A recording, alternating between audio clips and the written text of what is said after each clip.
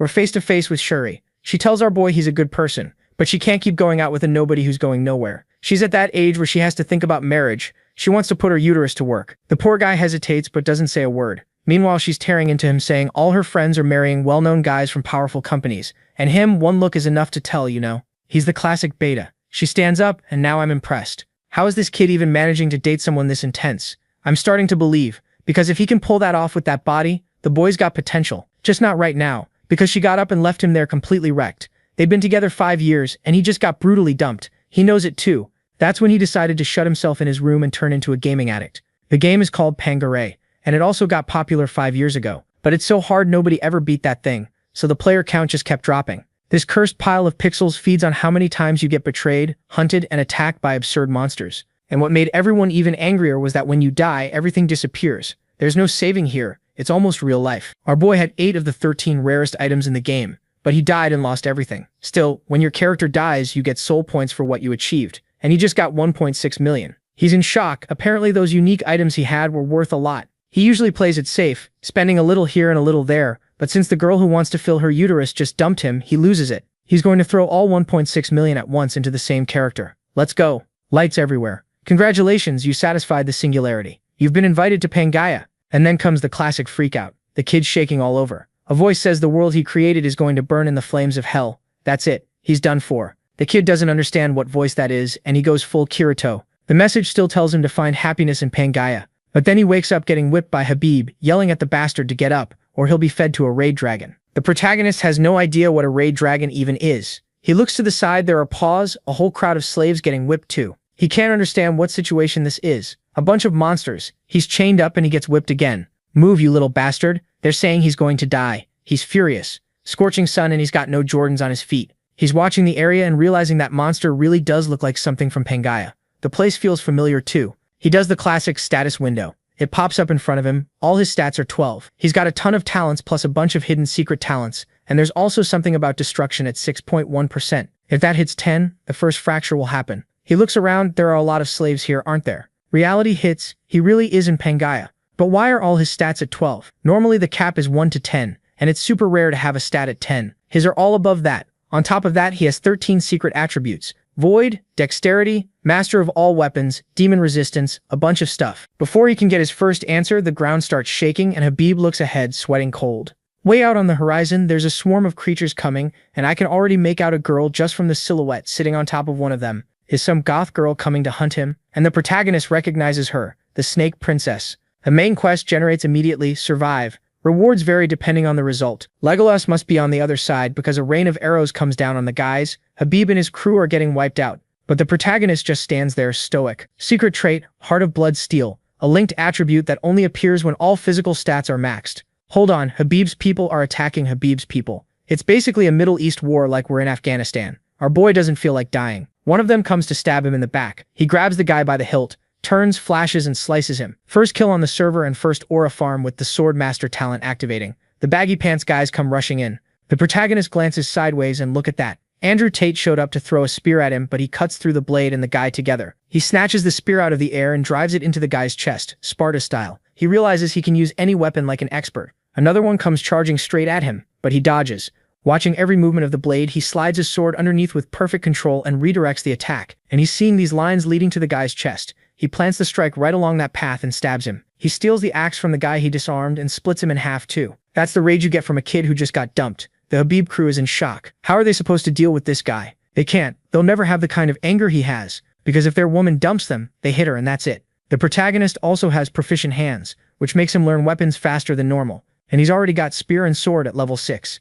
And the max is 10. He's already at 6. This is completely broken. Even so, he knows not even a miracle is going to keep him alive here. There are more than 500 troops. How is he getting out of this? Scene change, we're in Game of Thrones territory. Apparently, to be a strong woman in this world, you have to be hot. No ugly skinny women giving orders around here. And she's furious because some expedition to the Demon Lord's world failed. The Snake Princess apologizes and warns that if they, the desert city, don't take part in the expedition, the Lycians from the central continent will say it's their fault. She, as the head of the Kultzman Desert, has to eliminate anyone slowing things down and erase any evidence that person sent troops at all. Basically, she wants to remove any chance of them being linked to the expedition's failure. And if she does that, a certain curse will be removed from the Snake Princess. She doesn't look happy about it, but says she understands. Back to the fight. She asks a kneeling guy if it's all finished. He says there's still one person holding on. She's confused. What do you mean, one person? Back again, bodies everywhere, and the protagonist still standing. He's exhausted and reached level 2. My god, leveling in this game is brutal.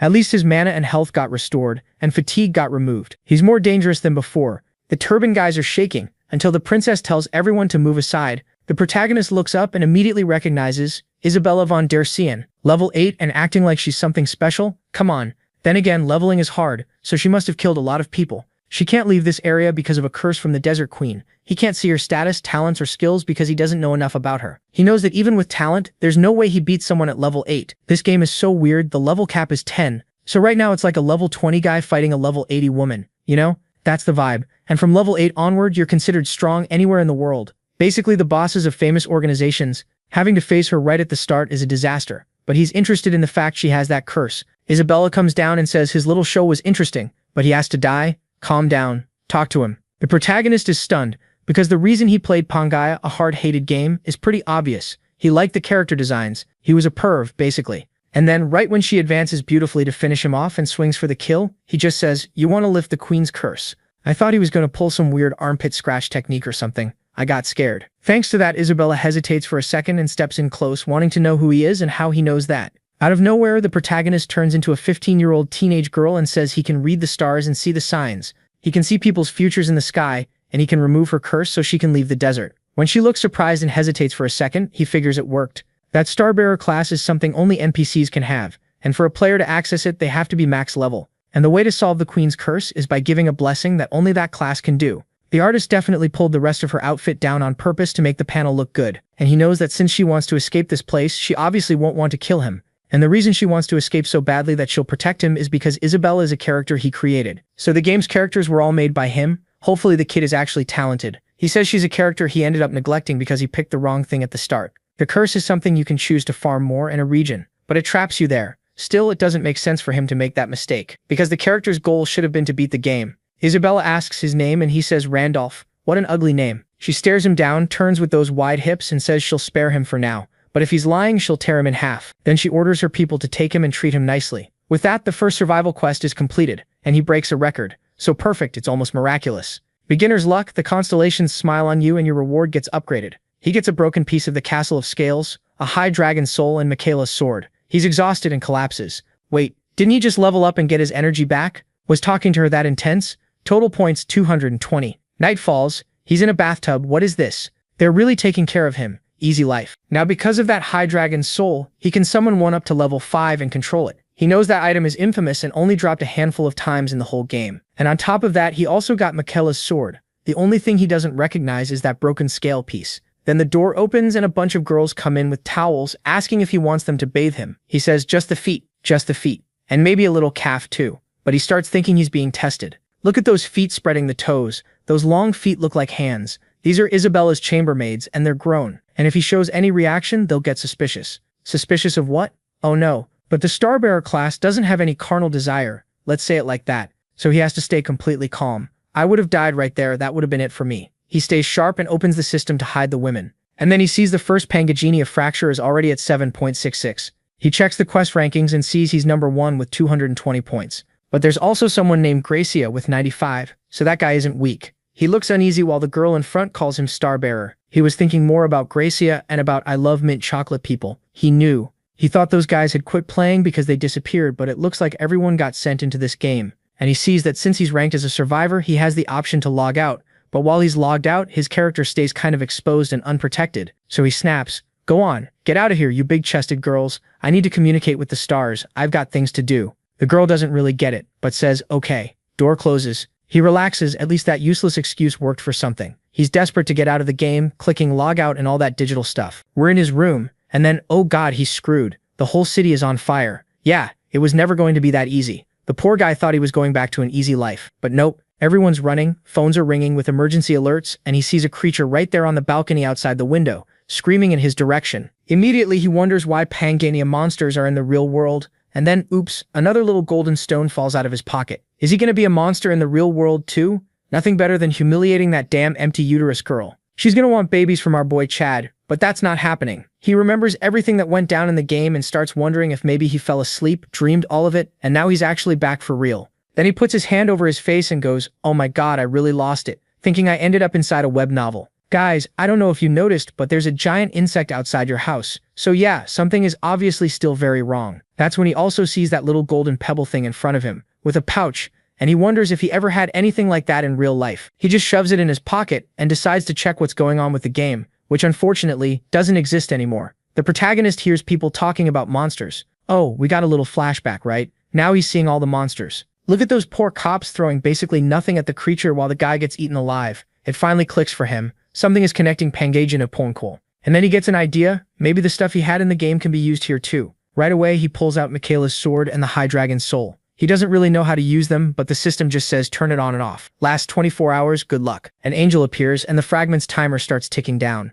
Out in the streets, people are taking the forever nap. A mother runs up screaming, "My daughter, help." The poor girl's in her arms like, "Mom, where's Dad? He's coming, he's coming." "Yeah, look up, you're headed straight to hell." I swear, I said that thinking she was about to get saved by the protagonist. Nope, she just gets crushed. A young woman with short hair comes running over asking if she's okay, until she sees the woman is pinned, and she still manages to say something. "Please, I'm fine, take my child with you." The fact she can even speak is a miracle. The girl grabs the child, but when she turns around, the monster is coming in for a huge bite. There's no way the protagonist doesn't save them now. Whew, our Chad shows up with the clutch slash. The way he looks so cool and just slices through everything. Wait, hold on, does he look like his in-game character? The girl's relieved she survived and wonders who this guy is. But it's not over. Another one comes from behind and his aura starts building. Actually, wait, his dragon just ate the thing and is standing there like it's nothing. This guy is pure flex. It's Michaela's beast, and he's already climbed up on its head and told the girl to stay right there. She's thinking she has to be dreaming. Something is seriously off. The little girl slips out of her arms to look at her mom flattened on the ground, while the girl just watches the protagonist cutting everything down. Classic setup. Monsters show up in Korea and all over the world to destroy civilization. But along with them, some heroes appear too. The troll throws his sword and tells everyone not to worry. They're going to save everybody. Of course, like always, not every hero is a good person. There's a guy in a living room somewhere, lounging, saying they're idiots for wasting their fragment of the golden scale. Because now it's confirmed that over time the two worlds are going to merge, and in the chaos era that's coming, it's everyone against everyone. Fragments equal power, and everyone's competing to see who becomes the real protagonist. He just wants to know who this insane kid is, with 220 points at rank 1. He wonders if it's Phantom, a secret player nobody knew, who kept breaking a ton of records. The first one to do an expedition with NPCs, even though it failed completely. That guy was undeniably Pangasian's #1. Because even if your appearance and gear reset, some attributes and talents carry over to the next character. And he knows exactly how that bastard got such a high score, by spending 1.6 million points and grabbing 3 broken stats. The protagonist is back in the bathtub thinking the situation is pretty clear. With his last character who almost reached the end of the game and caused the deaths of countless NPCs and a bunch of betrayals, something got changed.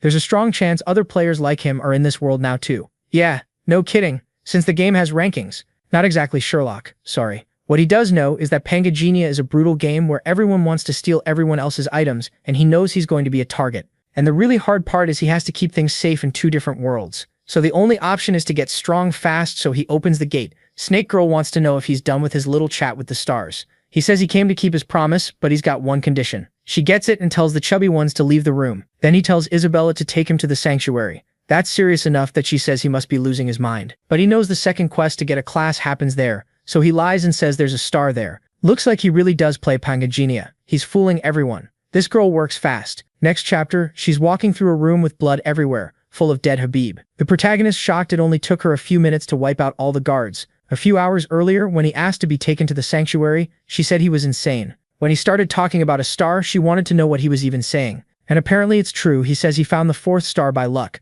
while leveling his last character. He's one of the few players who knows the exact location and how to use that star to remove her curse. She hesitates, saying nobody knows about the sanctuary, and he's lying, but he cuts her off and says she does know, and she can go in. Yeah, he created her, so it's easy. Wait, if he created her, isn't that kind of like a daughter? No, we're not going there, forget it. What did I just do? I'm deleting that thought. So now he's talking to his creation, who's a woman completely separate from him, telling her this is a sacred place, but it feels kind of evil. The system says he entered the sanctuary and rewards will be given based on how much he explores. Uh-oh, but his level doesn't match the area. Level 8. What level are you supposed to be to enter this? Wait, isn't this where you get your 2nd class? What is this? Do you get your 2nd class at the end of the game? He's tanking the poison thanks to the giant demon resistance talent. And wow, she looks huge in this panel. someone nerf her. He knows the easy solution is to send Isabel ahead and let her grab the rewards. But that's not what matters right now because he's here to get the sanctuary class, and the mission ends the moment he gets it, apparently. Okay, got it. It's a challenge, and the better he performs, the better the class he gets,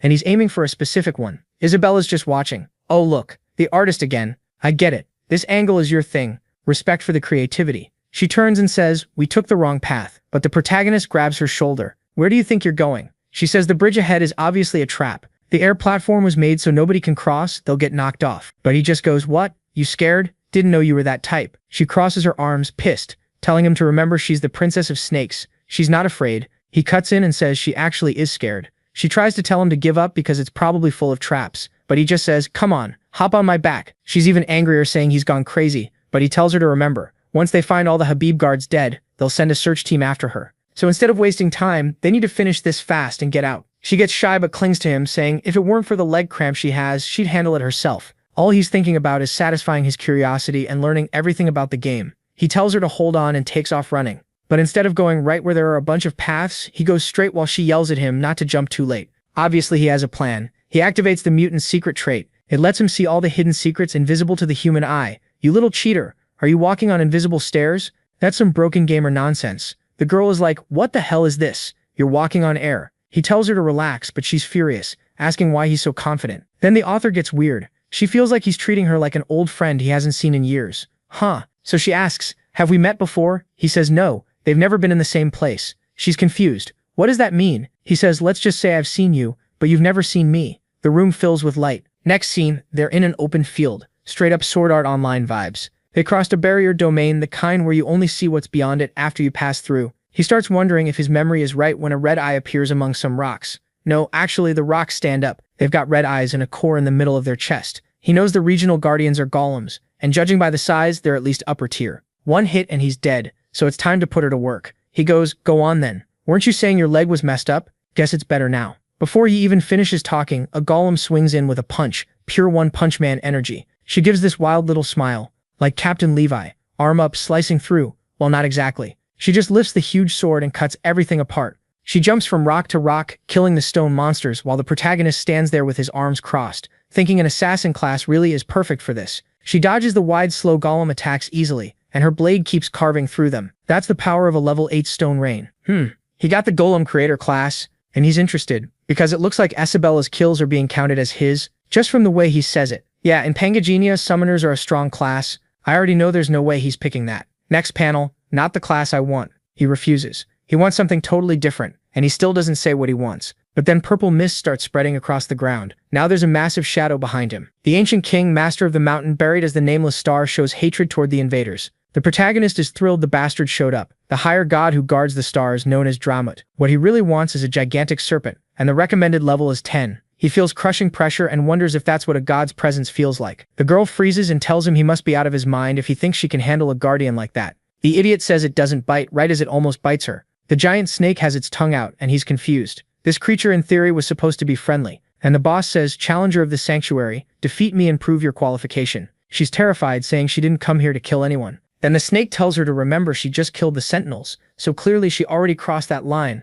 The serpent swings its tail again and she runs, shouting that she's not here because of it. She came because this guy dragged her here. The protagonist is stunned. Last time he cleared this place, he didn't have to kill Dramat. Something is wrong with his memory. He explains that King Dramat is a massive creature that gains intelligence from the spiritual energy of the stars. And he cleared this place back when he was a level 10 5-star transcendental character. When he arrived, Dramat obediently guided him to the stars. The reason is probably that he was qualified. So basically the thing attacks you if you're weaker than it. So what's he gonna do? Because Snake Girl is getting attacked from every direction, and she can't react properly because the sanctuary's poison is making her body sluggish. Trusting him and coming here was a stupid mistake. The creature is about to finish her off with a huge sweeping strike, when suddenly he tells the monster to stop. When he calls it Dramat, it turns and asks how the boy knows its name. Then the protagonist says his master Wilhelm has returned. The giant snake turns and asks if he really is Wilhelm. Then it starts laughing. Snake laughter is awful. It sounds like it's about to unhinge its jaw and swallow you whole. And it says the idiot in front of it didn't even prepare to receive the stars. He's weaker than any of its golems, and now he's claiming he's the great Wilhelm. He tells the kid to understand that that name belongs to a powerful human, a transcendent, someone who deserved to be his master. But since he failed on a simple expedition like this, he doesn't deserve anything, except obviously to learn what death feels like. Damn, he really ran his mouth. But then the protagonist tells Dramu to honor the contract they made. The monster stops again. Everyone's been hacking at this beast, and asks how he even knows about the contract. Nobody should know about that. The protagonist says that in the so-called star contract you learn the Mountain Guardian's true name and become the new master. After that, the Mountain Guardian starts obeying the master, and nothing about the contract can be revealed to other people. If it gets revealed, whoever broke the contract gets hit with death as the curse. The protagonist says he has a huge advantage because he knows how the game works, but he's in a different body, so the curse doesn't affect him. The boss tells him to spit it out already. What is the creature standing in front of him? And the protagonist says, if you want to know who I am, let the stars guide me, and I'll prove it. Dramu is sure he's lying because the star trial shows no mercy. The moment he got close, he'd be burned alive in pure flames. The protagonist, though, says, it sounds like Dramu is scared the trial will reveal he really is the true master. The monster laughs like he'd ever be tamed by someone who died from a single bite. But fine, he'll let the kid burn in the eternal flames. He just has to follow him. A little later, Isabelle asks if that's where the star is hidden. The protagonist says yes, right there, on top of the altar. There's a skull there, and she asks if the skull is the star. The protagonist answers, this is Leah's face. When the twin goddess of Pangania died, her body was cut into 32 fragments and scattered across the continent. Each fragment is called a star, and they're catalysts used to create transcendent power in players. With the huge skeleton in his hands and flames spinning around the protagonist, Isabella stays outside asking if he's sure this is going to work. Dramat laughs and says he warned him. Just getting close to the star, he got devoured by flames. Of course he was rejected, and now he's dead. But the protagonist is still in there, pissed off, asking if that bastard seriously doesn't trust him. And the truth is, the star only rejects a player in one situation. If you use a secret bug where you don't even meet Dramat. Even though he didn't kill Dramat, he passed in a way the beast approved, so there shouldn't be any problem. The real question is whether he'll get the class he actually wants. Because it says that if you take a class from the star before you have any class at all, you get to choose. And he's asking for the void. Oh wait, the skull is looking at all his talents. Master of the skillful hand, Lord of beasts, mutant golden grace. Since he had already faced destruction, he would receive the explosive glow little stone burst. Mana gets converted into star energy. He gains the abilities Pierce the Stars and Blessing of the Stars, all stats +5, and he gains even more stats as the number of stars he has increases. Looks like that's what he wanted, because he obtains Star Successor. Isabella is standing there confused. Wait, where's the skull? It vanished. Then he asks her what she wants to do with her life once her curse is removed. Isabella says she wants to leave the desert and find a bloodline from the Dursium family.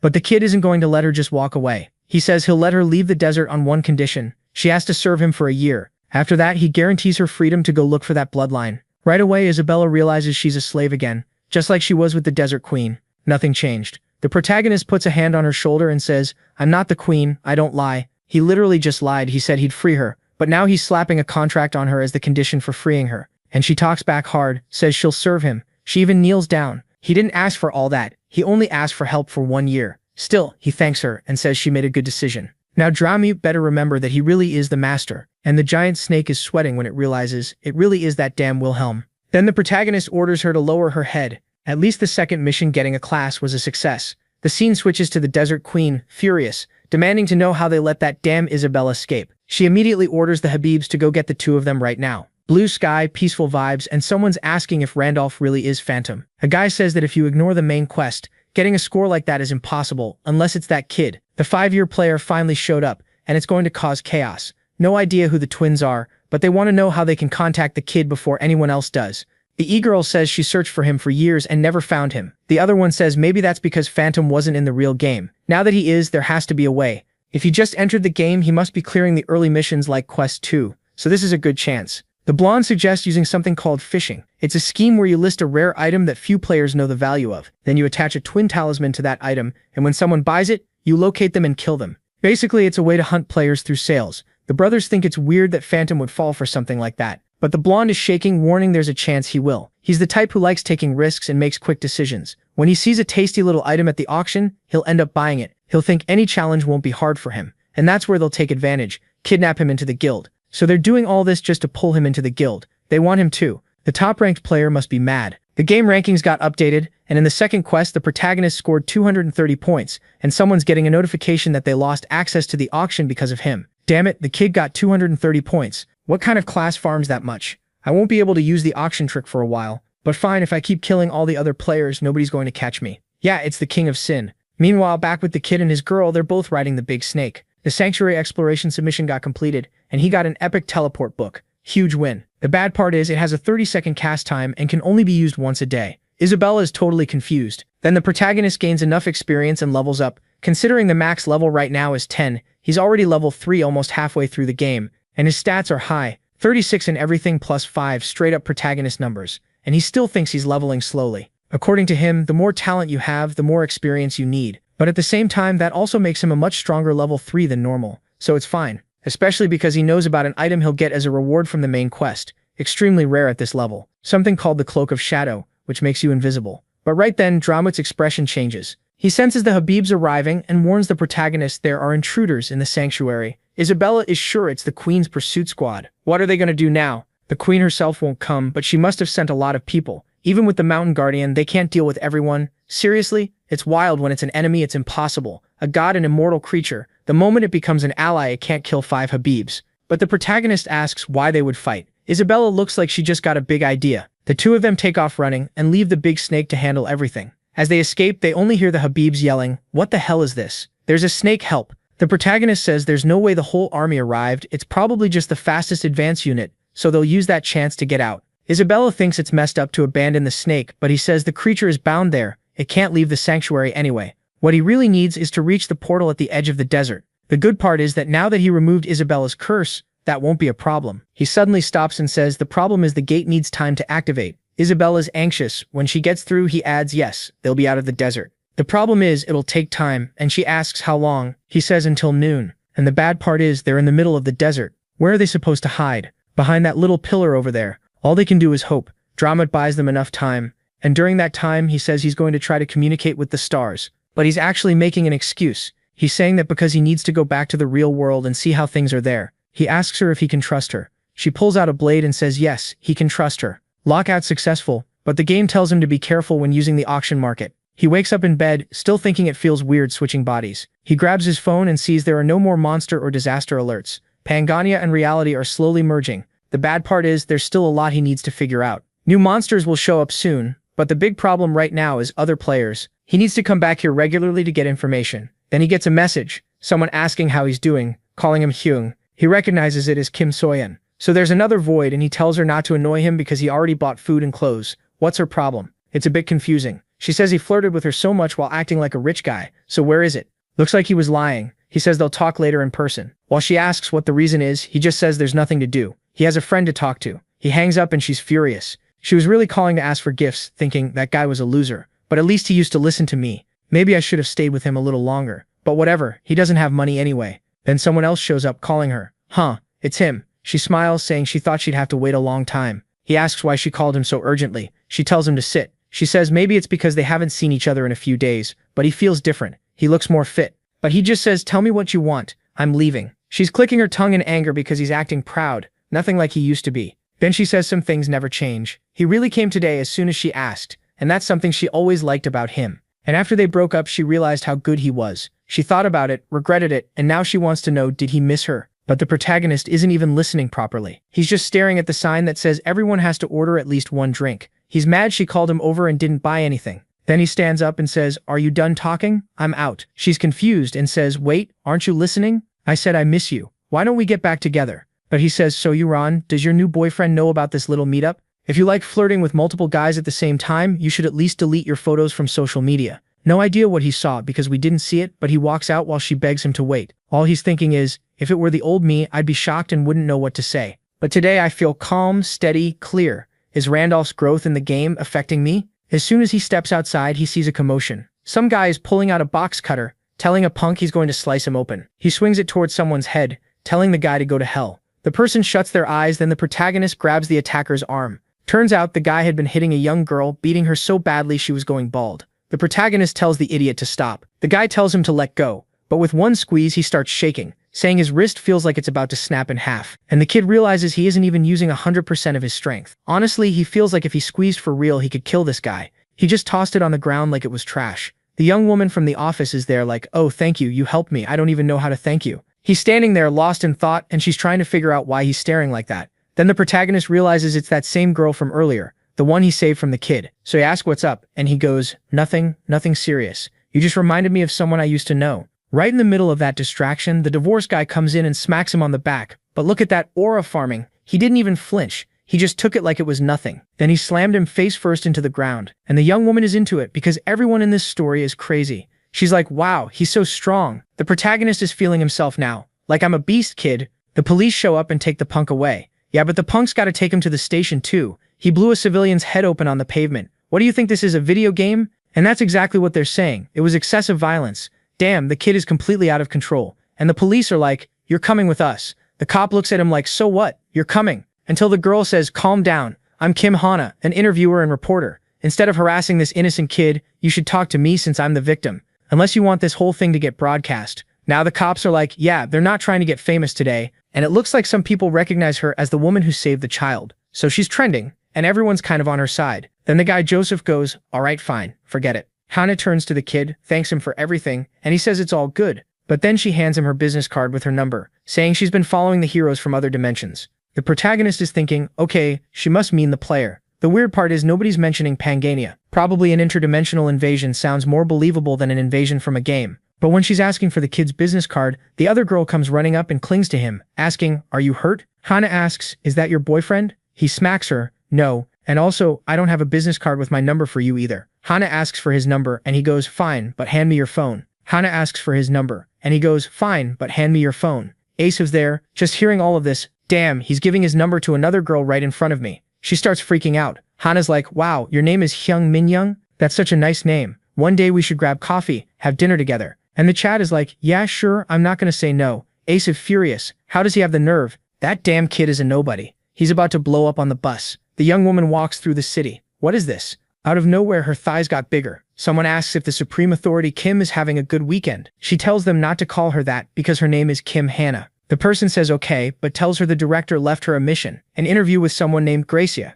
She asks if that's the guy people say is the hero who saved the Americans. Why are they asking her to interview someone that famous? The person says they have no idea, but it looks like the superhero himself asked for her and wants her to go to Korea. None of this makes any sense. Scene cuts to the Habibs, all on the ground, kissing the asphalt, pretty little mouths, tired and exhausted, but still protecting the kid. Covered in red blood, they're saying, blood princess, the queen only wants you to return. Hand over that slave already, my girl, and we'll pretend none of this happened. But she says she'll never believe that, and they rush her saying the cursed girl is going to die. Yeah? They're pretending didn't even last a second. But right then, a huge portal starts blasting light everywhere and the departure point opens up. Just as the girl is trembling, shaking her little arm, the Chad shows up saying, Isabella, you held on. Let your dad handle it now. I talked to the stars and I'll fix this. Bowling ball head in the back orders them to execute the traitor. But the protagonist throws his hand forward and says, now it's his turn to keep the promise he made. The moment his hand closes, he uses the exclusive skill Piercing of the Stars. All the energy gets consumed and the power is going to last 41 seconds.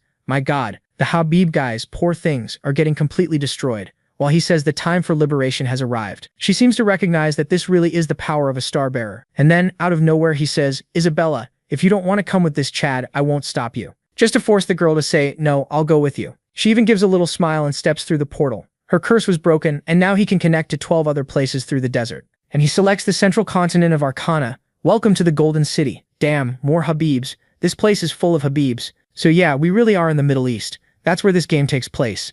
Isabella is impressed, saying the place is extravagant. He says, of course it is. In the city of gold, everything gets solved with gold. Then the Parmalat girl says, perfect. She has 300 coins. He looks and says, nice. With that, we can afford one night in a room. She's confused, says that makes no sense. Out in the desert, that buys like 10 slaves. He explains that in this city, everything's different. A loaf of bread costs 50 gold coins. That doesn't make any sense. Like, how is gold worth less than wheat? The writer tried to be clever and messed it up, unless the ground is made of gold stone. So the protagonist tells her not to worry. There's money everywhere. She asks what he's talking about. Yeah, it's the city of the tiger. 3 plates of wheat for 3 sad tigers. She's blushing like always, kind of confused if that's really the plan, but the Chad says, don't worry baby, I'm lucky. Turns out he has the blessing of gold trait, and the kid is on the field to play. They head to the Hudson Casino, but the guy at the front blocks them. Excuse me, sir? Anyone with less than 10,000 to deposit can't even step in here. Isabella immediately goes, so what the hell? Why didn't you tell me? I only have 100 coins. I took a shower and bought clothes. She's all Cleopatra style, while the guy at the door says, no deposit, get out of the line and stop messing up this place. But the protagonist stretches out his hand and says, take a look at this. It should be more than enough. Terror of the Fairy Queen from the Immortal Raid. Apparently it's worth it, because the guy starts shaking and they both walk in like VIPs. Isabella asks what he handed over. He says it's the fairy talisman, one of the rewards they got back at the sanctuary. She goes, "Are you insane spending something rare like that here?" He says, "Relax. They only have it for a while because I'm getting it back right here in Habibland." Roulette spins, lands on number 3, and people are already yelling, "Damn, that guy again, he hit 1,200 coins." The kid is already behind walls of coins just like you'd expect from the blessing of the god of gold. When it comes to making money, there's no better trait in the whole game. The girl is hyped, saying they're rich now, and he goes, "I'm rich. That's what you mean." She's ready to cash out, and the staff is like, "Sir, we'll pay you today's winnings, but from now on, you're banned from the Hudson betting house. Any customer copying your bets is making too much money, and it's becoming a huge problem. So please leave the premises now." Yeah, he's surrounded. Isabella wants to start a fight, and he says, "Relax, fine, I'm leaving. But first I want to talk to the owner." Big Nose says, "Who do you think you are? Get out quietly." But the kid says, "You don't get it. Your boss is the one who wants to know who I am, so go tell him I'm waiting." That mustache guy must be the boss,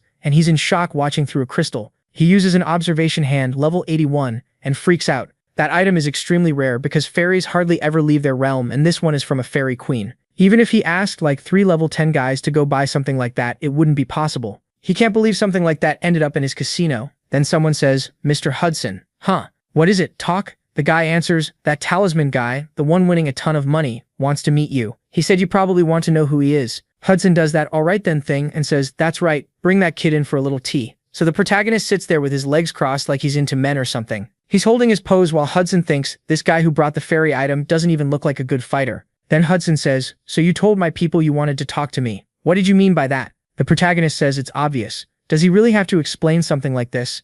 As far as he knows, Hudson needs that talisman he left as a deposit. Hudson hesitates and says it looks like the kid already knows he collects rare talismans. And yes, he's right. Hudson was going to try to buy it anyway. Randolph says if the price is good, he won't refuse. Hudson offers 2 million gold, saying he's being generous. The girl is trembling. She's never even heard numbers like that. But the protagonist goes 10 times higher. 20 million or don't even talk to him. Hudson says he's lost his mind. 12 million gold is enough to buy a mansion in the center of Arcana. No matter how rare the talisman is, it's only used to reforge weapons, so it's not worth that much. Randolph says, "Maybe it's not worth that much to me, but I know it's worth that much to you." But Hudson refuses, saying it's just a hobby item, and he doesn't have that kind of money to throw at it. But the kid knows the secret and says, "As far as I know, the fairy tier isn't just a talisman to you. It's what you need to get into the city council, because the minimum qualification is reaching level 10. But to reach that level, people have to use their own strength. And for you, since you're not a combat class, that's an impossible wall. That's why you need the item that creates the effect of removing the minimum level requirement to equip certain gear. And the fairy item is exactly that. With it, you can wear things above your level and make up for what you lack in stats. And that way you'll finally be recognized by the family of your fiancé, Serengeti." The protagonist knows everything. Serengeti is another Parmalat girl you can tell from far away, and apparently she commands 500 white knights. A girl so decent she sacrificed both legs to help the kid hunt the Demon King. When the protagonist was in Pangram, he saw it like a game. He didn't care. But now he's realizing maybe the NPCs in that game are people from another world. And what's happening is the worlds are connecting. That makes Serengeti's last words come back to him. She asked him to deliver a talisman to a certain person. The quest said the person carried a photo of her husband Hudson. He was confused. As far as he knew, she didn't even have a husband. What kind of nonsense is that? And now the protagonist connects it. Serengeti didn't have a husband in the original story. The only way she could have changed as an NPC is if another player met her, meaning it's possible Hudson is a player. And now he's in shock. The protagonist is sure Hudson must be someone who arrived in this world long before him. That makes him the perfect target to squeeze a ton of information out of about how everything works. Hudson obviously wants to know how he knows all that, and the kid says the stars told him. Hudson asks if he's a star bearer, and the protagonist says yes. But if Hudson isn't willing to pay the 20 million, he only has to accept one simple condition. Hudson, confused, asks what it is. The kid tells him to tell his entire life story, and then he'll decide whether the stars will help. Hudson is sitting there, not understanding. This guy wants my life story? While the protagonist is thinking he doesn't care about this guy's life, he wants to know everything about the game. On top of that, there's a risk, because there's an NPC class in this game called Hunter that literally goes around killing all players. Since the star class is rare, Hudson might think he's faking it. But the kid is confident Hudson will accept, because Serengeti is way more than just some random NPC. So Hudson says fine, he'll tell his life story, and it all starts with his fiancée, because everything he wanted to achieve was tied to her. He says Serengeti was a brave knight who took part in the expedition to the Demon King's realm, alongside the 8 heroes. The protagonist goes, "Wait, are you talking about the expedition where Ilian died?" And Hudson says yes, the guy who was the leader of the great expedition. All I heard is there was some kind of internal fight that ended up making the expedition fail. The main character is kind of confused. Hold on, who's telling this? It has nothing to do with him. So he asks, "Do you know who the 8 heroes were?" And the guy says, "Of course he does. Every one of them is a legendary figure. One of them, for example, was the second strongest, known as Gracia, who at that moment is watching the news about our main character. Someone behind him says he managed to get an interview with that Kim Hana, the Korean woman he asked for. But he wants to know why he has to go all the way to Korea. It would have been easier to bring those people over there, especially because people in the United States want him to stay around in case there's a monster attack. But Gracia says no. He's got this feeling the person in the video is a friend he's been looking for a while. So blue skies, and the main character is back in the city, but he doesn't look very excited. The young TV girl Miss Hana asks if he doesn't like meat. He says it's not that he's just kind of exhausted. Actually, it's because Hudson stayed up all night crying and talking, telling stories, and he just sat there listening and listening. Poor Isabel was basically falling asleep standing up. The kid's acting all polite, asking Hana if it's really okay for him to eat there, because the food looks kind of expensive. But she's like, obviously you saved my life. Just eat and stop overthinking it. Then she looks over and sees something weird. Damn, there's this super empty look in the main character. First time I've seen an action story do that classic restaurant scene like this. It's a must-have. And she's sitting there pissed off at the new guy of the moment. The main character recognizes him as the guy she'd been posting on social media before. He even asks, does this new boyfriend of yours know you've been chasing after me? And it's bold and a crazy coincidence that he's there now. Hana offers to leave if he's uncomfortable, but he puts the meat in his mouth and says it's fine. He doesn't have any relationship with that girl anymore. Then someone asks, are you Park Hyuming? It's the guy behind them saying, looks like you're following Soyeon. Stop bothering her. You two already broke up, you shameless creep. The main character's confused. Wait, do you think I'm following her? And the guy says he knows exactly what he is, a pathetic crybaby loser who keeps chasing her, and he even went to bother her at the cafe. The main character's confused. As far as he remembers, she was the one who kept bothering him, but he gets what's happening. The wannabe mom type is just staring at him, and the new boyfriend is saying that if the main character follows her one more time, he's going to die because he's trash and worth nothing. Yeah, sure. Then Hana stands up. Let's see what the kid's going to do in this public humiliation situation. Everyone's staring, trying to figure out what's going on. And then the guy suddenly throws money in her face, saying she must be some bastard the main character hired, and now he's going to buy her off him. No, he really went there. Our guy still hasn't done anything. Hana's the one who steps in and slaps the guy across the face, calling him crazy. He answers that she'd better get her jaw ready, because she hit first. He goes in to hit her like he's about to really mess her up. But our guy just hooks his foot behind his leg, and the guy drops to the floor like a complete idiot. And he tells him to stay down because he's not innocent in this either. The guy turns furious, starting to talk trash. But our guy already has his hand on his face, cuts him off, and then plants a kiss on him. He's down there tasting the floor. My god, this is embarrassing. Jinwoo, get up. This is awful. How are you getting humiliated by this piece of garbage? I'm not, I can't get up. And then damn, he's about to pull something dangerous out of his pocket. He messed with the wrong person. He's gonna activate player powers. The main character recognizes the light. Everyone's confused. The guy is a dimensional hero. And then he grabs the main character by the neck. Now it's bad. What a situation. And he slams him into the ground like he's trash. But instead of being shocked, the main character is lying there thinking, is this guy a player? Then why does it feel like he didn't feel anything? He saw the guy transform, so he's intact. Did this guy put him down gently? The main character sees he's a Lancer class at level 4. In Pangagenia, there are 10 levels, and obviously the higher your level, the more experience you need. Plus, the required experience also changes depending on your talents. Since the main character has tons of them, his level 3 is actually a bit above this guy. So obviously this Jinwoo must be in the group of people with low talent. And every Jinwoo is low rank anyway. The main character's sure, this guy is probably a beginner gamer who synced with Pangagenia recently. He probably got lucky, survived the initial mission, and even got a decent class. After that, he got the ability to leave the game and never went back. The main character's sure this guy has almost no talent. Meanwhile, the young woman is like, oh my god, you were so amazing taking out that filthy trash. He turns and goes, hi Upin, whatever your name is, you're lucky I'm letting you live because of Seon. But you better never go after her again. The main character's thinking, this guy's an idiot. He not only revealed to everyone that he's a player, he's also burning through his golden scale like it's nothing. Hana asks if he's okay. He says, yeah, he's fine. Totally calm, no need to worry. She says they need to go to the police now, but he doesn't care. Says it was nothing. She slapped first too. It's fine. But in the middle of that conversation, an earthquake starts. The ground is shaking. The ceiling starts cracking. Star corrosion. And then out of nowhere, giant worms coming from all sides. The main character covers Hana's mouth and tells her to wait a second while everyone runs around in panic. Strangely, the creatures were threatening, but they weren't attacking. The main character recognizes them as one of the few worms that only eat corpses and go around looking for items. If you don't attack first, usually the real danger doesn't show up. And now it's time for the couple to say goodbye, right? The girl is behind him like, go on, babe, do something. Protect us. And he's like, alright then. Pulls out the lightning spear. The main character tells him not to attack, but it's too late. The guy blows the worm's head off. Now he's confused. Wait, I killed it in one hit. I must be stronger than I thought. Yeah, that's bad for you.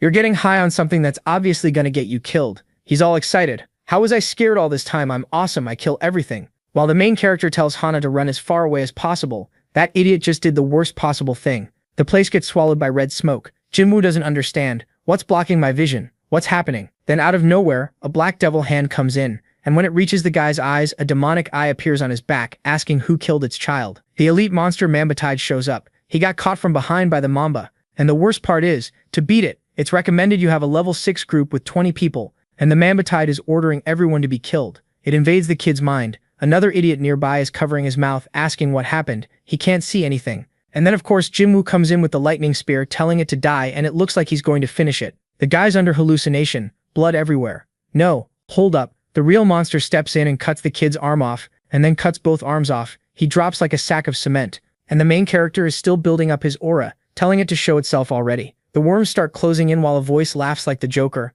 A huge mouth appears saying nothing bad happened at all. Looks like there's a human here. Delicious. Get out of here, Big Mamba. Trying to eat the kid. The young woman is screaming, searching. Hyung, where are you? But in the middle of the red smoke there's suddenly an explosion. It's the main character switching forms. He's taking advantage of it. Since the Mamba hid everything, he has a chance to transform without anyone knowing who he really is. Good thing he knows this thing's attack patterns, or he would have been food a long time ago. The monster is confused. Strange. Your physical abilities are mediocre, so how are you dodging everything? The main character doesn't say anything. He charges again. The Mamba grins, pulls something from its head, and throws out a bunch of tentacle strikes, but the main character is slicing through them. He says he already knows what's coming, and then there's a blood explosion spraying his way, but he grabs a table and blocks it. And that stuff, if it touches you, it poisons you. The table holds. The monster says it's unbelievable. He dodged even that. Something's wrong. The kid has an abnormal dodge skill. But if his attacks can't reach the creature, what changes? The main character tells it not to worry. He's gonna put this right in the middle of its forehead now. He activates that fairy thing that reduces the required level and equips Hermes' boots. And not just that, he equips Michaela's armor, Michaela's hat. He's fully geared up. With the full set, he can use the Celestial Dragon buff. All of that was bought at the secret auction. He wanted to avoid using the fairy's tear, but he can't die there, obviously. Hermes' boots give +3 agility and the lightness skill. Once it's activated, he disappears like a bullet and launches at the snake. The thing swings its tail at him. It comes right at his face, and you'd think he'd pull off some slick dodge, but he gets knocked back. But he doesn't stop, plants his foot hard and charges again. Now the monster can't even keep up with his movements, and he's already behind it. The big snake starts pulling out tentacles and firing them at him, but he blocks everything. Then it goes for another tail strike, and he takes it right in the middle of the chest. Come on, I'm hyping you up, stop getting hit. But then calm down, he activates an option from the Michaela set. Wings open up, now he's floating. The monster is shocked, saying the bastard has endless tricks. How is a rat like this in a place like this? The main character celebrates. Finally, he reached the last attack pattern of this creature. He just needed to endure it, and he starts to lift off. The monster keeps breathing out poison, saying there's no way he can escape something like that. The whole place turns red. The rat is supposed to die now, but a synergy activates between the Celestial set and Hermes' boots. The Gale ability automatically pushes everything aside, clearing the poison away. The monster is confused, asking if he's using wind to push the poison away. The main character already knows the 4 attack patterns.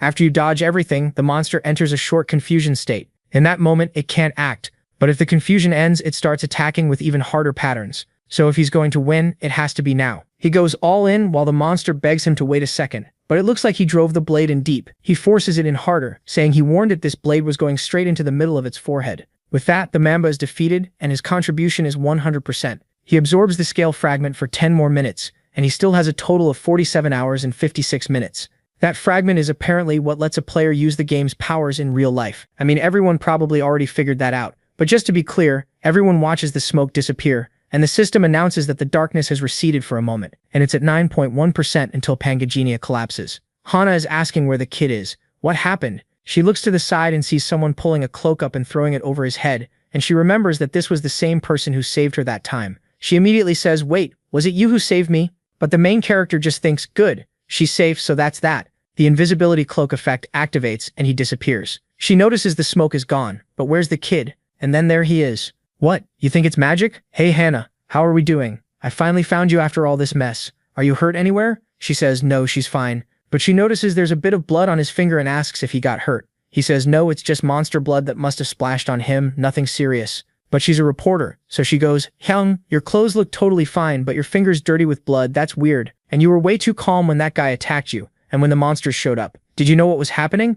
The King of Lies says, "Wow, I was calm, I didn't even notice, I just kept doing what my mind told me to do." She tells him to be serious. He's clearly been relaxed this whole time. He says no. Actually, he was really scared, but he managed to keep himself under control. But now Hannah is sure this kid is extremely suspicious. He's acting like it's no big deal, and he showed up right after the guy who saved her disappeared. Yeah, that made it pretty obvious. She's a reporter, and you still pull something like that. You should have just vanished and called her later. Now it's the next day, and it looks like these monster openings popping up out of nowhere are happening constantly. Society's been warned it's only going to get worse. Because of that, a lot of people decided to stay inside their homes. The whole world is kind of emptying out, and the news anchor says most people are unhappy and are saying the government is moving way too slowly to deal with it. It's one tragedy after another, and nobody does anything. Some guys are watching this in a room, and a bald guy says that when the first invasion happened, everyone stayed calm. Now they're realizing how serious it is. Another guy answers that of course they are. Only the people who got attacked by a monster start to understand how real this is.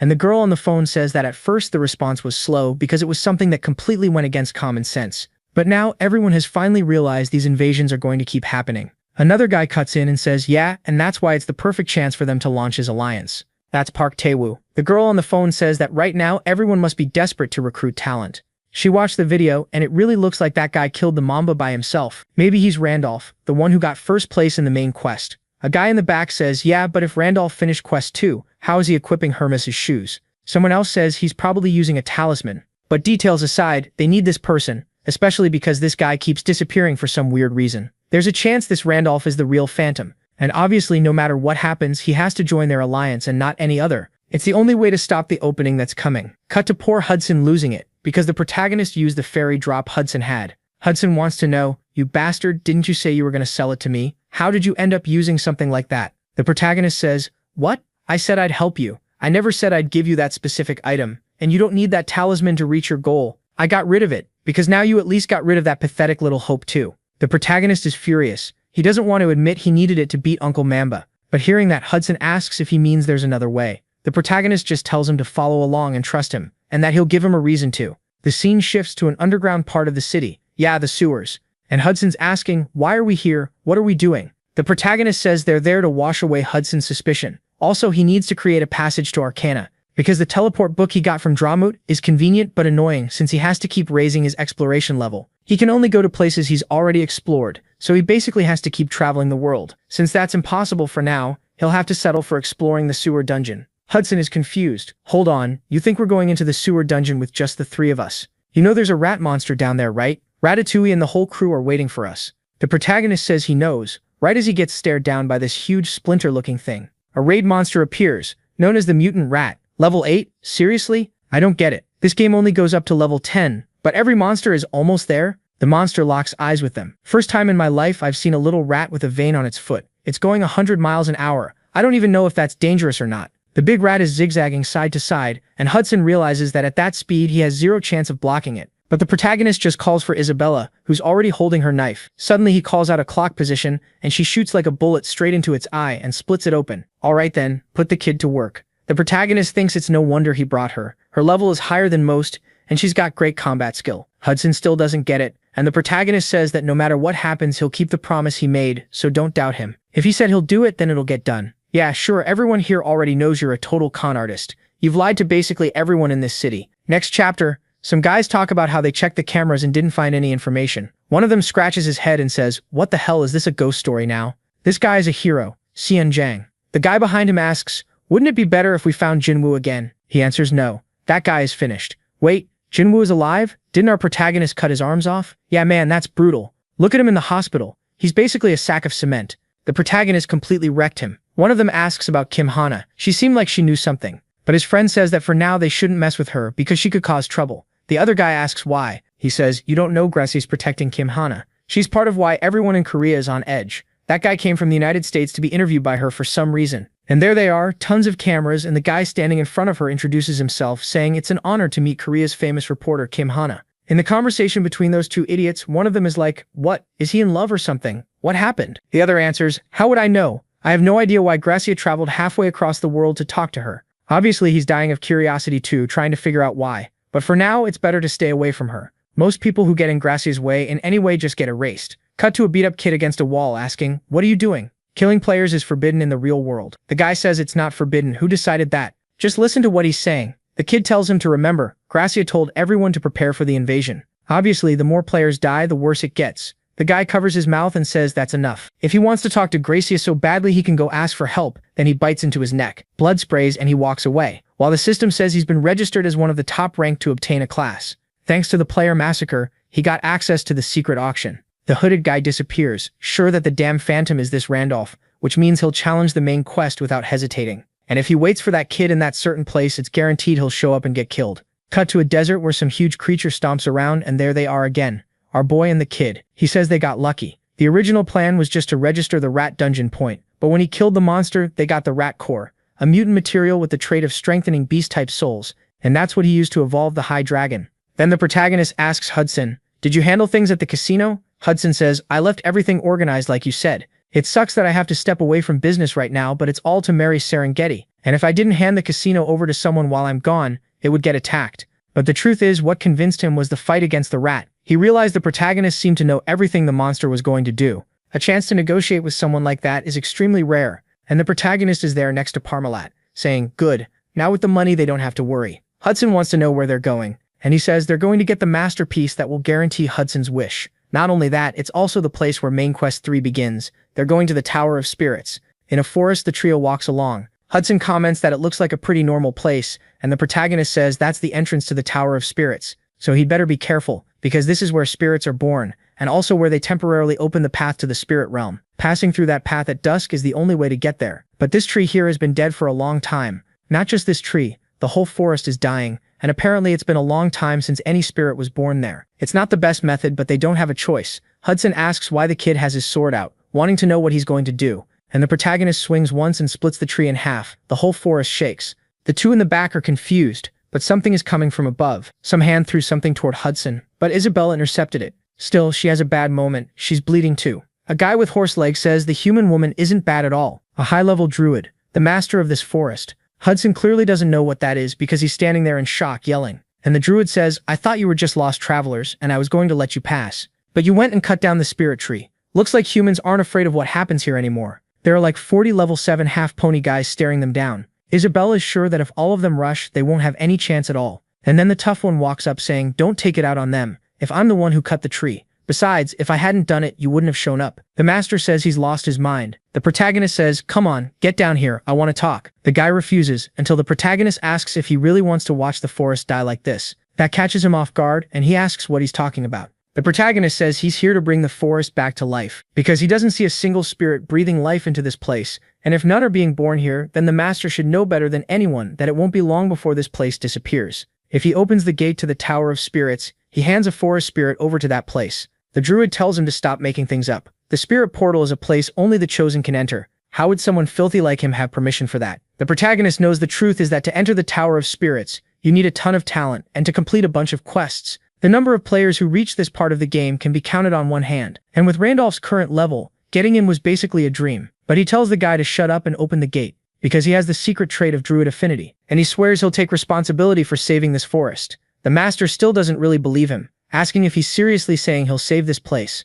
Everyone is cursing, saying he's a filthy liar and what he needs is to die. People all around are yelling to kill them, saying they're going to rain attacks down. The master stares, totally unbothered, until suddenly someone raises a hand and tells them to stop. The half-ponies are surprised. It was the master. He steps up face to face with the protagonist and says he'd better keep that promise. The protagonist says he can be sure because he never breaks a promise. "Unfortunately, I can't defend you on that. You lie way too much." But the master says he's only allowing it because he wants to watch him fail, and then kill him afterward. So that's it. Come on, follow me. They reach a pile of stones, and the master says that with the forest dying, this is the only way to open the gate to the tower. Use the corpse of the stone spirit. And the kid should know that if he fails, he'll become nutrients for this forest immediately. Randolph says that's unfair. What if he wins? What does he get? The master says a reward worthy of it. Then the quest appears. Return the forest spirit and receive the title Friend of the Druids. If you fail, lose 30 honor and start a war against the forest. The master tells him to get ready, stretches out his hand and says the gate will now be opened. Flashbang. Everyone's blinded, covering their faces, and a portal to the tower is created.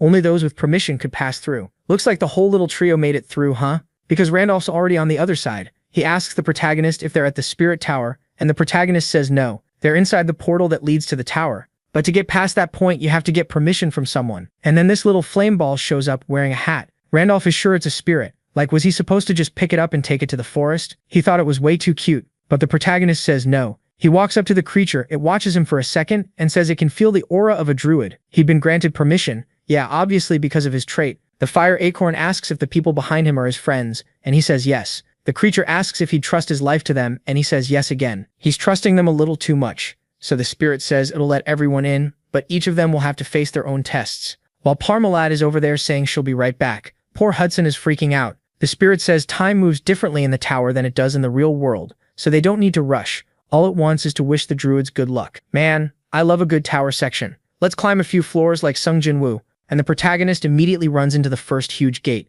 He says it's been a long time since he came to this place, and looking at the door, he has no idea what the test is. My God, just to start entering the tower, you have to pass a test, and that test takes different forms depending on the person's elemental affinity. He remembers that the milk girl has wind affinity, so that'll be her test, and Hudson with water affinity will probably get that one. But in front of him is a door for a test tied to some element he's never seen, probably because Randolph is a character with affinity for all elements. Then the statue opens its eye and says, incredible, a being with all affinities, water and fire, light and darkness. You possess elements that shouldn't even coexist. Maybe it's because of the void element that can contain everything. But that was way too complex to be called a simple element. The kid basically had the embodiment of chaos, and that's why he'll have to face the challenge of chaos. And since he's about to take a test that's never been done before, he'd better be careful. Because if he gets devoured in the chaos test, there's no coming back. The protagonist doesn't care about the warnings. He walks in and ends up in an empty room. Our deep web faker says that for the last 5 years he played Pangania every day, and he's definitely the person with the most hours. He knows more about this world than anyone else,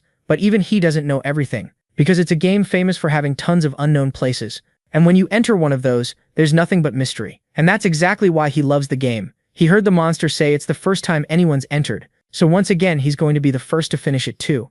But in front of him there's someone standing with their back turned, white hair, who turns around and stares him down. It's Wilhelm, the character he created himself. Anyway, before he can say anything, the guy is already shoving a huge sword in his face. Boom, almost took his neck off. But the kid crouched at the last second. He's in shock that he has to beat Wilhelm in a situation like this. He goes for a stab that almost hits the cape, but it looks like the monster managed to knock the sword out of his hand and is coming down with an overhead slash. The protagonist is sure whoever designed this made it so nobody could win. The chapter ends there, but in the next one, the sword is stuck in the ground. He's already equipped Michaela and Hermes' set, and he tanks the sword strike on his arm. One thing he's sure of, if it didn't split his arm in half, then even if it looks like Wilhelm, the stats are closer to Randolph. Michaela's set triggers that combo that generates a windstorm, and he's sure this is just a lookalike copy, so he has a chance. He sends the wings, pushing the thing back. Wilhelm slams into the wall but gets back up fast, and the protagonist is already coming in with another thrust. Look at the choreography. He kicks a big rock that hits the protagonist in the chin. At the same time, he twists his neck and slips the sword strike. And Wilhelm asks if he came there to reclaim the old glory he used to have. Then he lands another cut on the thigh, saying that won't be possible.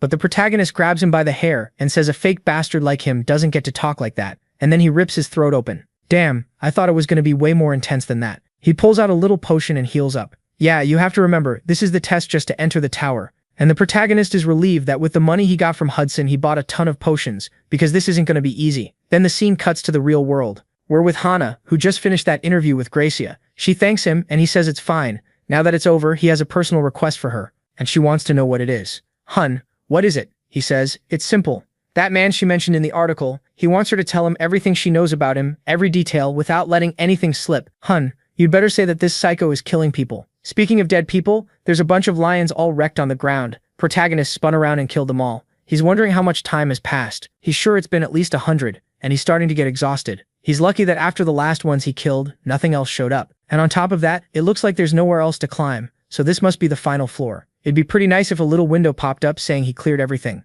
But suddenly the bodies start dissolving. The energy merges, forming this floating little mouth, saying it's strange that chaos didn't work. Is he a human, or is he a druid? It's strange that someone made it that far. The protagonist recognizes it as the spirit of chaos, and says, if you showed up, that means I finished this. But the thing opens its mouth and starts flying around laughing at him like the Joker, saying it's funny that he really thinks he finished. The tower test hadn't even started. Past that barrier is where things would finally begin for real. But the kid is already worn out just from getting there. Is he really going to be able to finish? He should know this test was made so he can't pass. Because right after the barrier there are hundreds, no thousands of copies waiting for him. He should quit now, he'll never finish this tower. But the protagonist keeps walking forward without answering while the thing keeps going. Quit, you bastard kid. That little chaos spirit is annoying too. It just won't shut up. The protagonist knows the reward in this place depends on the test you take. In the fire test, you get the fire spirit and $1 million.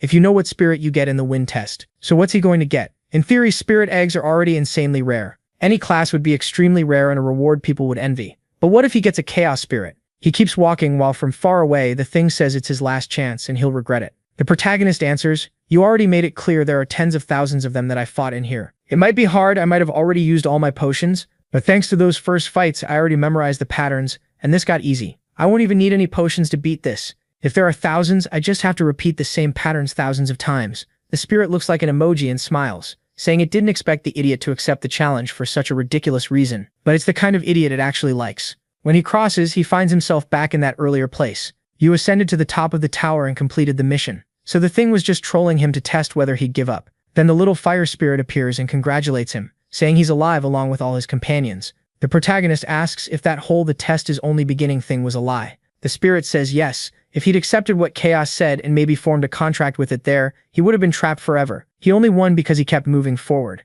The kid is furious, obviously, but the spirit tells him to hold out his hand and claim his reward. The energy forms the message, "You completed the Tower of Chaos." Man, this kid is greedy. He's thinking that if he doesn't get surprised and only gets a chaos egg, that's not a big deal, but he wanted something better than that. But that's exactly what he gets, an egg of the chaos spirit. But he looks surprised because it has the celestial trait. Wait, what? It's chaos and it's celestial. This weird mix with little angel wings, the letters all scrambled, and then it actually turns into a ball of feathers. Spirit egg, an unknown egg that fell from the celestial realm. The protagonist knows celestial stuff is the kind of creature that lives in the sky, but how does that connect to his traits? Maybe him spending all those points had something to do with the celestial race. He asks the spirit, "Hey little orb, do you know what this is?" And it answers, "Other than the fact that it's not something common, I have no idea." But even the Spirit King seems interested in it. The Spirit King obviously is one of the most powerful existences in this world, and one of the beings that governs the rules in Pangania. If that being is interested, then it clearly has huge value. He's curious to find out what it is, but there's no way to discover that now. He stores it in his inventory and decides he'll hatch it later. Mission number 3.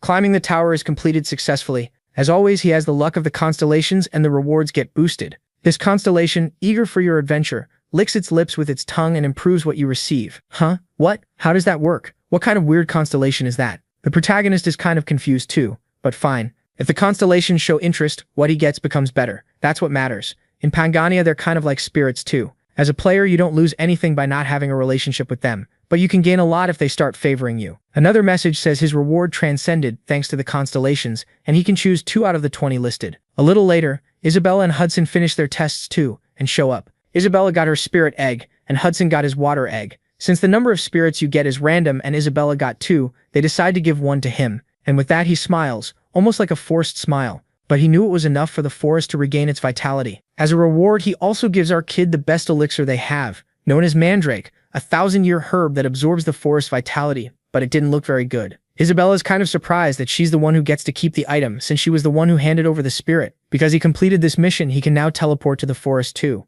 The fame ranking updates and the protagonist goes back to rank 1, passing Gracia. And now that he's at the top of quest number 3, he gains the privilege of the Guardian Wall. I don't know what it is, because the next scene already has him being carried by his beast. Ah, okay, now it told us. The Guardian Wall protects your body when you're logged out. The strength of the protection depends on the Guardian Wall's level, and a level 11 Guardian Wall nullifies any 1-star attack or below. The protagonist thinks it's a huge relief that he finally has some kind of security, because when he's in real life, his body in Pangania is at risk, and the other way around too. And at least he managed to get a few more hours, and now he's at 72 in that broken fragment. Hudson calls him and thanks him for actually getting a spirit egg. The moment he puts it in to hatch, he'll solve his problems. The protagonist says, "Maybe you really can. The path from level 9 to 10 is hard, but with a spirit like that, you should make it. Now you just need to buy a spirit incubator." But Isabella says she has to stop somewhere before leaving and asks if he wants to come along, and he agrees. The scene changes to a small town and Hudson is freaking out, yelling, "My God, it's here, and I just don't know why."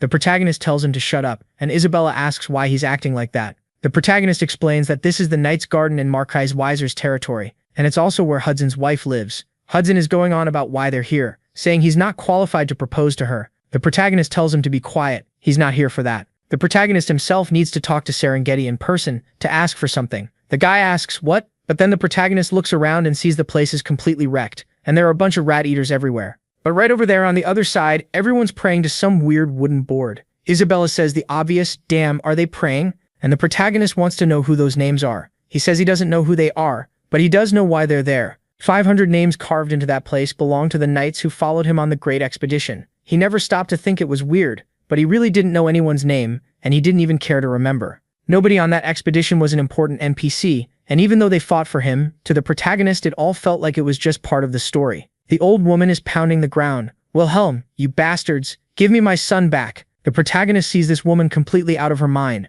walks up and she's there screaming, "How could you? How could you?" She's so far gone she ends up passing out right there, and he basically has to catch her. The protagonist says he'll take her to a relief station, and he brings her over to some people who are taking care of the totally worn-out patients on stretchers. Hudson comments that the place is packed with patients, or actually, it's not even that there are too many patients, it's that there aren't enough people to take care of the patients they do have. Something's off, or there's some problem with whoever's running this place. Then bowl-cut hair shows up. "Hey, thanks for bringing my sister who passed out." "Yeah? You're really good people." He's all shiny and cheerful, gets right up in Hudson's face, and Hudson's thinking this is kind of weird. And the guy goes, "To keep our care station running, we need donations. Could you give 50 gold?" The protagonist goes, "Hold on. A station like this with the goddess and the church backing it should be getting funding from the city treasury. And besides, isn't it forbidden to accept personal donations?" He doesn't know if this guy's trying to steal or what's going on, but the guy's looking off to the side saying he doesn't have a choice. Priest Andrew said that from now on he's going to accept prayers to keep this place going. The protagonist says no way. He knows Andrew, and he's not the kind of person who'd do something like that. He's a high-ranking priest who serves the twin goddesses of Pangasinia. He's an NPC who inevitably gives you a bunch of quests, so you can rack up honor, so it's really strange hearing this guy say Andrew is secretly accepting donations now. The place is falling apart, it's full of rat-eaters, and this guy is acting like this. What happened to this city? Well, 500 people died on your expedition, buddy. That's what happened. The city has 1,000 inhabitants and you kill half of them. Then you go, "Huh, this city feels so abandoned." Scene cuts to a mansion, big bottles of whiskey on the table. The guy takes a huge swig and smashes it against the wall. The butler is begging the Lord to please stop, but the chubby guy tells him to shut up and bring the rest of the alcohol already. That drooling loudmouth is Marquise Welser. Since he's a weird old bearded guy, I already know the protagonist is going to do everything he can to win this guy over. Back to the protagonist, saying, "I want to meet Andrew in person right now." The guy says it's hard because a lot of people are waiting to talk to him, but our boy calls Hudson over and pulls out a bag of gold, saying they've got a donation of 50,000 coins for the place. And if he takes them to meet him right now, maybe that amount doubles. Outside, everyone hears the kid yelling that they're going to meet him right now. Another old guy for our boy to win over, telling him to sit down, it's fine. He heard the kid made a huge donation. The donation really is a big help. The protagonist nudges it. "It wasn't a small amount. I heard you're only accepting 50 coins per donation, so I figured you'd need a lot." Andrew asks, "Kid, are you disappointed because I'm an old priest who seems to care about money?" "If that's it, you're right, and I'm ashamed, because I can't defend myself." But the protagonist says no. He's just curious why things are working like this. Why is the care station so desperate for money? Andrew says he heard the protagonist brought Sister May when she collapsed. She's a good example of why. Her son joined the Great Expedition and never came back. Since then, she lives with that pain every day, saying it's her fault and she should have stopped him, but she couldn't. And like her, many other friends and siblings had lost their families. Countless knights died because everyone admired Wilhelm and devoted themselves completely, but nobody returned. Because of all the losses and the cost of war, the city that used to be prosperous is now collapsing. And on top of that, the real problems started when Serengeti returned. My God, she came back having lost both legs. Everyone tried to heal her, but nothing worked. The Lord has been searching for all kinds of elixirs,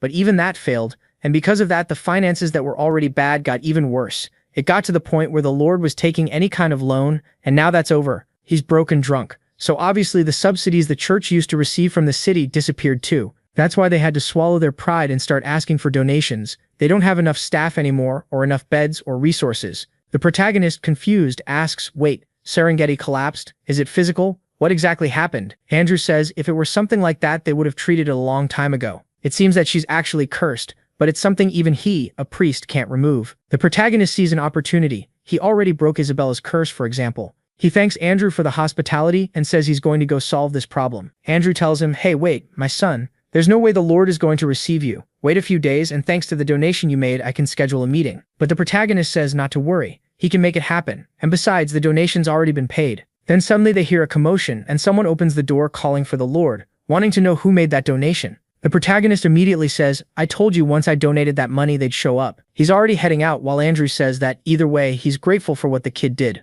Our boy says money doesn't matter, and Andrew says, "No, I'm thanking you for helping Sister May." Then he smiles and says it's always good to see Andrew. The old priest just stands there like always good. "What do you mean? Has this kid seen me before?" Scene cuts to the castle. The protagonist and his friends are at the door while he's inside talking to the Lord. Somehow the old guy sobered up because a second ago he was wasted and now he's calm, just watching the kid wanting to know if this is the one who donated an absurd amount to the church. Is he some kind of traveling merchant? But he doesn't look like he's carrying much. Something's weird. Then he says, "Kid, sorry about the sudden invitation, but I'm Wiser, the lord of this city." The protagonist thinks this guy changed a lot compared to outside. In the story, this Marquise is a knight who made a name for himself because of his skill in his youth. His daughter Serengeti, for example, became a one-star transcendental with his help, back when he was with Wilhelm. She even reached the top of the continent. Thanks to that, House Wiser stabilized and became one of the most powerful in the region. And as an act of gratitude, this guy swore loyalty to him. And now the protagonist has to find out whether what broke in this guy was just his appearance, or if his heart is gone too.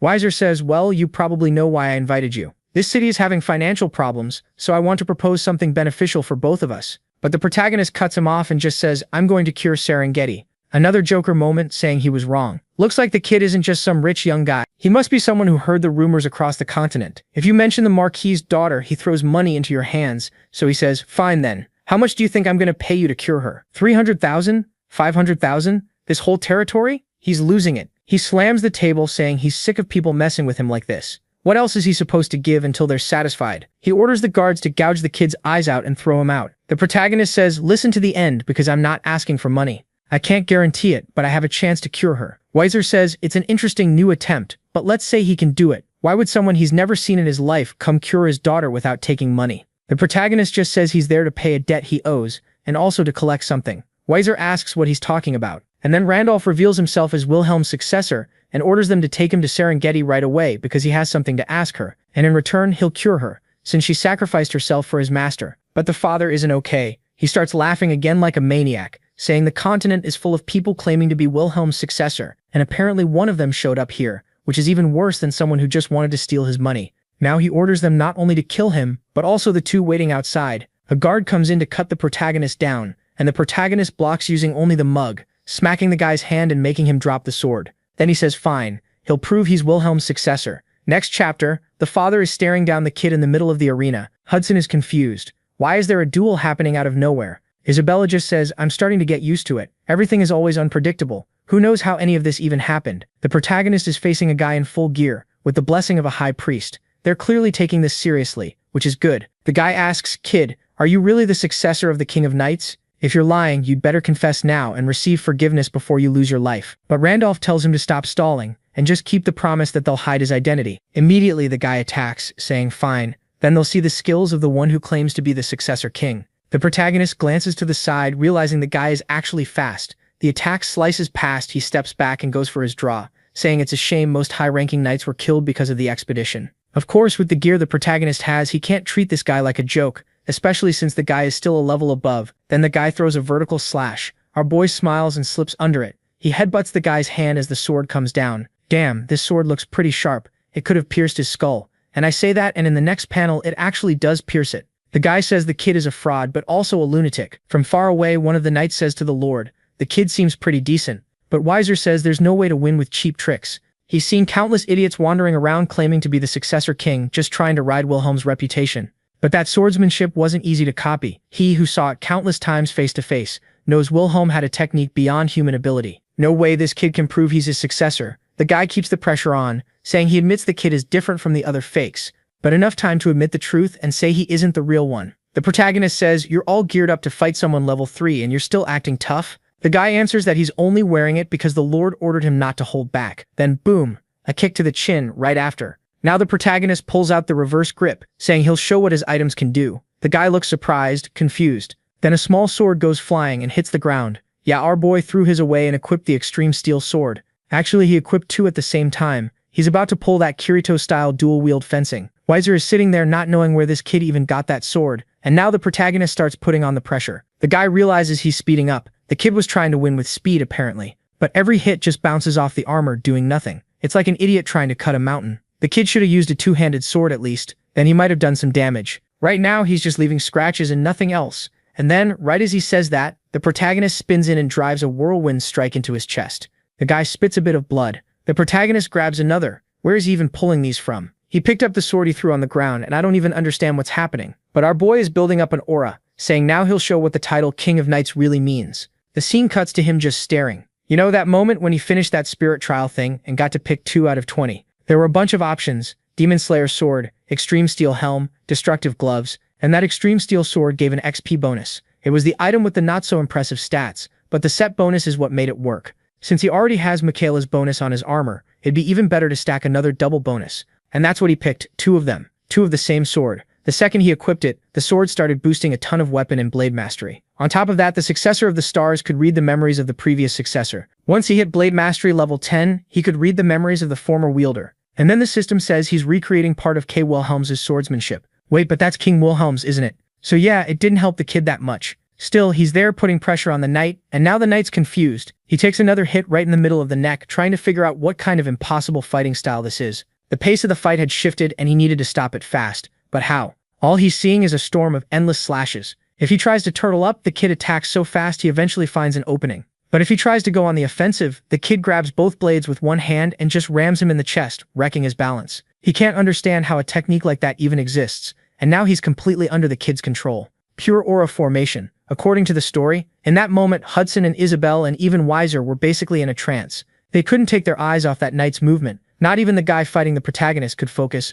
That was the real swordsmanship of King Wilhelm. The world-destroying attack. The knight panics so hard he even drops his sword on the ground. A quick slice to the neck, he admits defeat and goes down. I honestly thought the protagonist was going to kill him without hesitation. That would have been brutal. Then he immediately asks Weiser if there's anything else he needs to show. Weiser is speechless and just says it's fine. From now on, he'll be treated with respect. He really was the venerable Night King. Next chapter, we finally see Serengeti, and she's completely wrecked in bed. Weiser's already gotten chubby again, like a second ago he'd slimmed down, and now he's there saying he's tried everything. Every elixir they said would work, nothing worked. They called priests, but they all warned that whatever this curse is, it's way too powerful. The protagonist takes a look, activating the Great Sage trait, and instantly he's sure she's under the Demon King's curse. Now it makes sense why not even a priest from the Emperor could do anything. The only chance was an exorcism, but instead of holy energy, it uses star mana. Weiser asks if the kid can heal her. He says there's only one solution, and it's not guaranteed, so this is their only shot. She starts glowing, star mana gathering on her forehead. Weiser can feel this weird energy, while, damn, the protagonist is actually having to spend his own star energy, and the system warns he doesn't have enough mana to break the Demon King's curse. Okay, but at least he managed to suppress it for a limited time. She's seriously hard to bring back. She starts opening her eyes, asking where she is.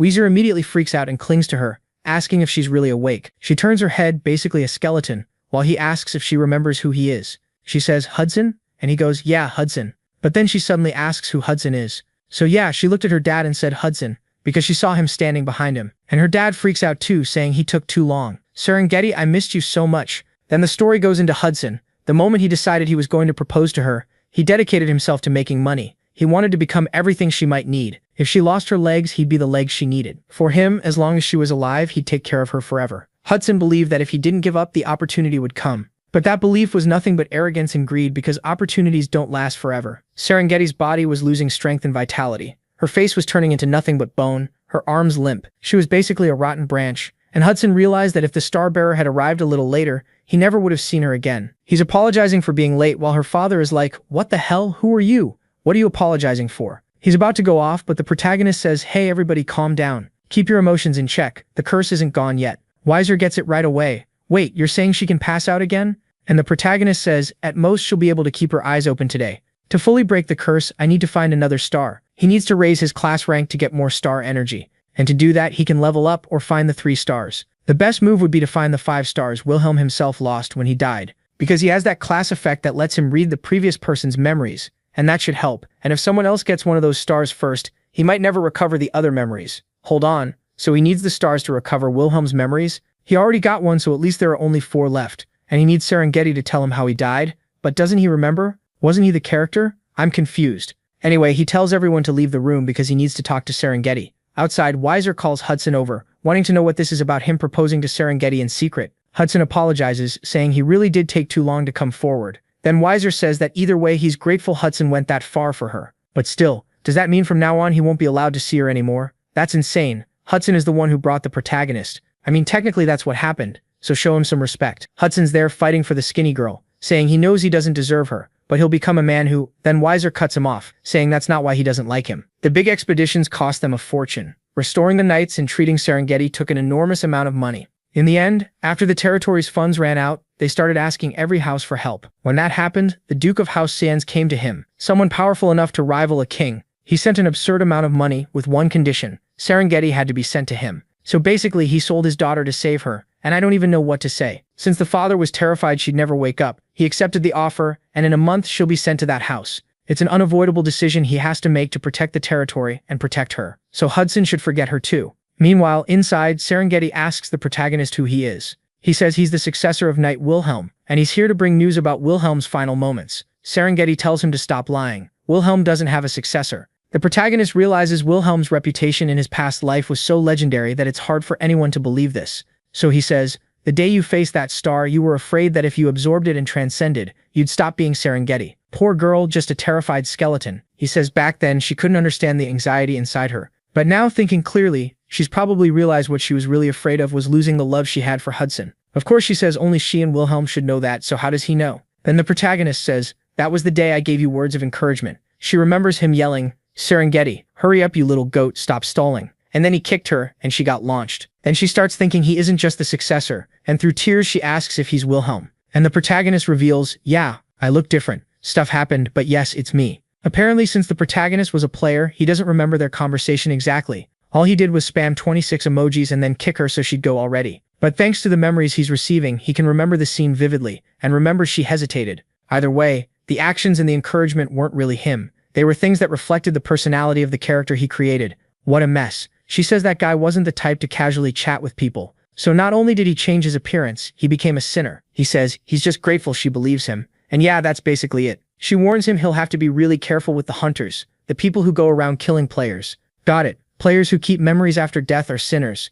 And the NPCs called hunters hate them more than any other type. The protagonist says there's something he wants to ask about his final moments. That day, he's sure he killed the Demon King. He used the path of light right through the creature's core and its body started collapsing. But at the last instant, everything suddenly stopped. That's when his consciousness got cut off and the game ended. It was so abrupt, so he wants the truth. What happened behind his death? The next chapter tells a bit about that invasion where the protagonist led 200,000 elite troops, all with the ambition of becoming the heroes who ended the Demon King. With all the info they had, they prepared the most meticulous operation possible. In theory, everything was perfect, and it should have been perfect. Then we see Serengeti kneeling in the middle of a pile of bodies. A priestess, super wholesome looking, begs them to keep moving forward, since that blessing cost her life. Another human, completely torn up, says it's frustrating, but that's his limit. Another one, melting into the ground, says they don't have time, they have to keep going. So they kept going, pushing forward, leaving everyone behind. Not leaving like abandoning them. They were dead. Basically, they had to use their friends' bodies as stepping stones to continue. Then a bunch more zombies start crawling out of the ground. Serengeti says something attacked them like it knew every move they'd make, and to her that made no sense unless there was a traitor inside the Demon King's lair. In the end, the operation started collapsing because of the members. But someone says it's not over yet and tears through everything, heads flying everywhere, and the aura shaper says they look exhausted. They can rest for a second because soon it would all be over. To Serengeti, the Night King is like a god on earth. You could tell that when he charged ahead, you almost felt bad for the demons. One slash from him would destroy and reshape the terrain. When she felt the most desperate, that man cut through everything like it was nothing. She tells him there's no reason for him to do this. Her body already recovered. So yeah, he'd been helping her, saying he was just helping her get her stamina back, but still, who else survived? And she says that aside from the two of them and the people who went back to the entrance, you could call it total annihilation. The protagonist says if that's the case, then at the very least she has to survive and return, because she cried every night saying she wanted to find Hudson. She says she didn't cry a single night, but she promises she'll go back and find him. But then a strange circle appeared at their feet. The protagonist smiled, swung his arm out, shoved her away, and warned her this game isn't that easy. She calls out to him, asking what he's doing, and he just says when she gets back she should get married or fall in love, whatever, but she needs to live a good life. In that moment, Serengeti knew the expedition was a failure, but she had a chance to get out and keep living. Nobody would ever blame her. This was a horrific battle everyone believed was impossible, and if she returned now, she'd have a chance to meet the man she loves. But then she remembers the friends left behind, remembers Hudson, and apologizes. And yeah, she messed up. She used a position swap at the same time. An explosion went off. So that's what happened. They stepped on a trap. It activated, the protagonist pushed her away, and she swapped places with him. And now she's there, collapsed like a sack of cement with no legs. She says she got lucky to at least be alive. Her body didn't disappear. But yeah, let's just say she's not playing soccer anymore. The protagonist keeps thinking that in the game, things weren't that dramatic. It was just a screen. She says that after that, Wilhelm put on a talisman that perfectly hit her body. And because of that, she was able to watch the whole fight against the Demon King all the way to the end. Then he says, yeah, I remember up to that part, my daughter. What I want to know is what happened after that. She says yes, right after that, the Demon King revealed himself. And exactly like he remembers, the Demon King was killed. But then, all of a sudden for a moment, it was like Wilhelm and time stopped together. Everything froze while the sun trembled. The skull-faced Demon King says the boy was a monster. Even if he was a 5-star transcendental, he shouldn't have made it that far without a goddess's authority. But that was his mistake. Without the authority, he can destroy flesh, but he can't destroy the essence. He pays his respects to that so-called Night King, and with that respect, he's going to use his body now as a vessel. So basically, the protagonist didn't have the GM's permission to kill the final boss. A gale of black energy, a golden explosion, and suddenly an angel appears. Hold on, plot twist. The skull guy is saying, "You bastard, you're forbidden to take that knight's side now just because he's carrying those stars. How can you call yourself a goddess?" Then the protagonist's body drops to the ground while the Demon King seems to die, screaming that he's going to kill that Pina. Okay, I'm still confused. I don't really know what happened, but Serengeti says, well, that's it. She doesn't remember anything after that. The protagonist gets it. The Demon King tried to take Wilhelm's body and the goddess Pina stepped in. But why did she do that, and why did she also seem interested in the stars? Scene cuts to the Knight's Garden, where a guy is bored out of his mind, saying it's insanely dull here, and why do they have to keep watching this region? The bald guy says, because the territory's going broke, there aren't enough people to work these jobs, so we have to keep doing a ton of overtime. The guy agrees, but then suddenly he stops. He just goes quiet mid-sentence. Then this huge cloud of smoke starts rolling in, and he freaks out. A whole swarm of monsters is charging straight at them. Wow, love a good castle invasion. That old-school tower defense vibe, perfect for dropping a like on this video that helps Mamoru make more juicy content for his viewers. Activate the cheeky little bell and I'm out.